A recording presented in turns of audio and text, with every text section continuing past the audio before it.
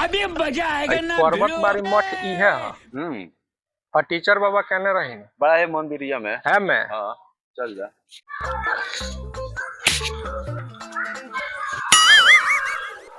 दंडवत बाबा खुश रहो। एमे फटीचर बाबा के ह तू देखा जानो ना हिया कन होई हिया के दंडवत बाबा।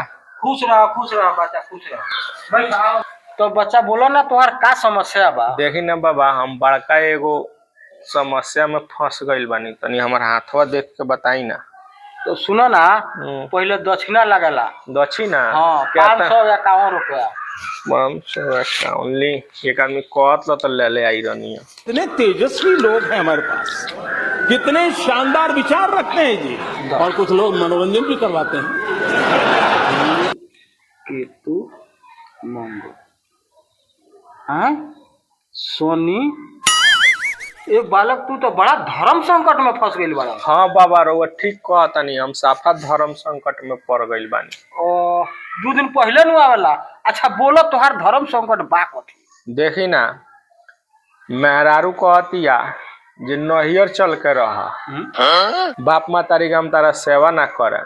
आ बाप मातारी कहता जे अपना घरे दुआरे रह जे हमनी के सेवा करी ह।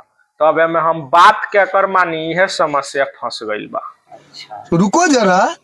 ए बालक रामायण देखले बाड़ो। हाँ पूरा रामायण हम देखले बानी। अच्छा तो सीता जी कहली राम जी के हरिण के पकड़े के तो मार दहलन। हाँ ऊपर बात मान के मार देलन। आज तो वो लोग के पूजनीय बालो। हाँ सब कोई पूजा करला। आ ऊ है रावण मदोदरी के बात ना मानल तो मारल गइले नु। हाँ हाँ आ जलावल गइलन। हाँ जोन दशहरा में आज तक भी लोग पुतला बना के जरावेला। हाँ जराइबे करेला। तो ई तुहार रेखा कहता कि तू हमेशा अपना पत्नी के बात मानो।